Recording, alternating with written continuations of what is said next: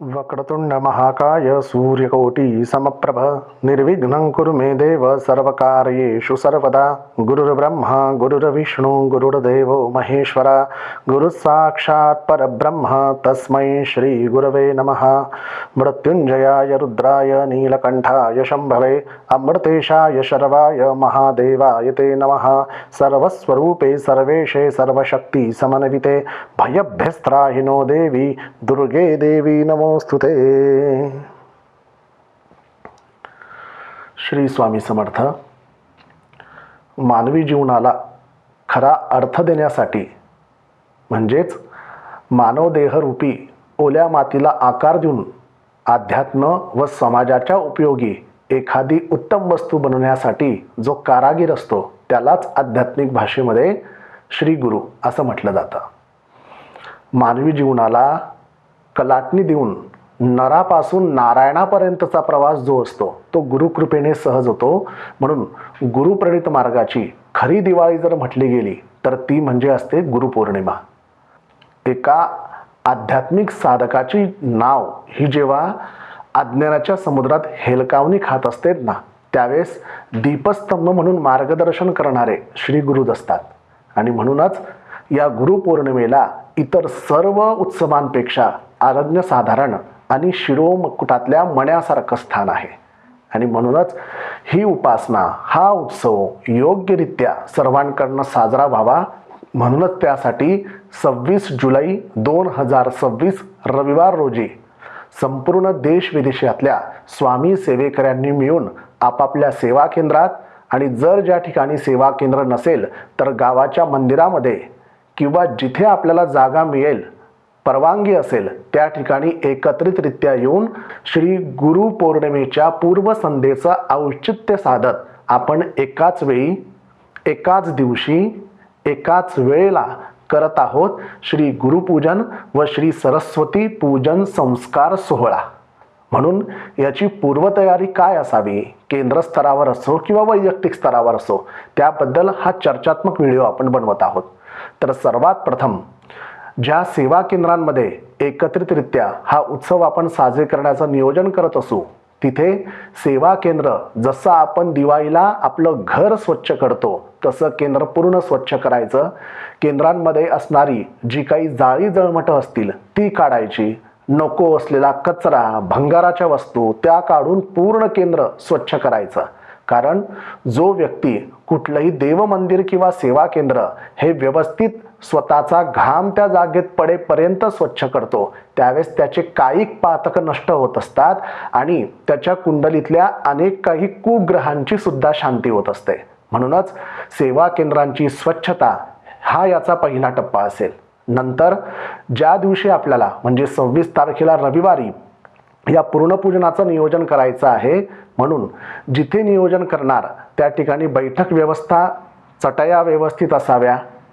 सामूहिकरित्या जो दुसरा व्हिडिओ पूजनाचा आपल्या सर्वांना येणार आहे तो सर्वांना व्यवस्थित समजण्यासाठी आपण त्या ठिकाणी मोठ्या स्क्रीनची व्यवस्था करू शकतो, टीव्हीची करू शकतो, प्रोजेक्टर लावू शकतो किंवा लॅपटॉपवर सुद्धा आपण दाखवू शकतो। आपल्या सेवा केंद्रामध्ये किती सेवेकरी येऊन बसतील त्याच्या अनुरूप त्या सर्वांना व्यवस्थित पूजाविधी समजली पाहिजे, करता आली पाहिजे अशा पद्धतीची आपली सेवा केंद्रांच्या या चटयांची आणि मार्गदर्शक अशा प्रोजेक्टरची व्यवस्था आपल्या सर्वांची असावी।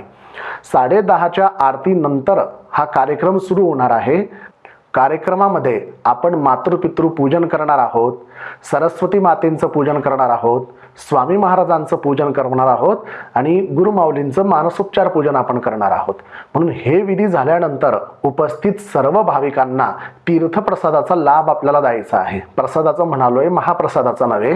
म्हणून त्यासाठी आपल्या आरतीला तेवढ्या प्रमाणामध्ये नैवेद्य दाखवावं लागेल 10:30ला आणि नंतर जाताना प्रत्येकाच्या हातावर स्वामी महाराजांच्या पूजनाचं यथाशक्ती तीर्थ आणि प्रसाद देऊन आपल्याला त्यांना मार्गस्थ करावं लागेल। तशी व्यवस्था आपल्या सर्वांची केली गेली पाहिजे। आता जे सेवेकरी या पूजनामध्ये सम्मिलित होणार आहेत त्यांनी आपल्या घरून काय व्यवस्था करून आणायची तर सर्वात प्रथम मातृपितृ पूजनासाठी आई आणि बाबा वर्ग जो बसणार आहेत त्यांना बसण्यासाठी व्यवस्थित आसनं असावे, की जसे आपण लोकरेचे आसनं नेहमी घेत असतो असे 3 आसनं व्यवस्थित आणा, की एका आसनावर आई, एका आसनावर बाबा आणि एका आसनावर मुलं बसतील. आता मुलांच्या संख्येनुसार आपण आसनं घेऊ शकतो अशा पद्धतीने. आणि मग बैठक व्यवस्था करताना स्वामी महाराजांच्या समोर म्हणजेच काय तर पश्चिमाभिमुख आई आणि बाबा यांची आसनं टाकायचेत आणि उत्तरेला तोंड करून सर्व पाल्य बसतील, म्हणजे महाराजांकडनं पाठ येणार नाही कोणाची, व्यवस्थितरित्या पूजन करता येतील. पूजनाचं येतानाच्या साहित्यामध्ये सांगितल्याप्रमाणे आसन, हात पुसायला नॅपकिन, सोबत नित्यसेवा ग्रंथ, सरस्वती पूजन संच, पळी, पेला, कलश, पाण्याची बाटली, गंध, अक्षता, हळदी, कुंकू, खडी साखर, सोबतच बेलपत्र किंवा तुळशीपत्र आणि सोबत पांढरी सुगंधी फुलं. ह्या सर्व पद्धतीचं साहित्य व्यवस्थित करत प्रसन्न चित्ताने आणि शक्यतो शुभ्र वस्त्र परिधान करून आपण सर्वजण या पूजनामध्ये सम्मिलित होणार आहोत. गुरुपूजनाच्या अंगभूत सरस्वती पूजन पण आपण करणार आहोत. म्हणून आपापल्या सेवा केंद्रांमध्ये संपर्क साधत आपापला सरस्वती पूजन संच राखीव करून ठेवा, म्हणजे ऐन वेळी तिथे आल्यानंतर आपली धावपळ होणार नाही. पूजनाच्या क्रमामध्ये बरोबर 10:30च्या आरतीला सर्वांनी एकत्रित उपस्थित राहावं. 10:30ची आरती होते. आरती संपल्यानंतर यथा नियोजनाप्रमाणे आई बाबा म्हणजे पालक वर्ग आणि मुलं अशा पद्धतीने बैठक व्यवस्था सांगितली जाईल.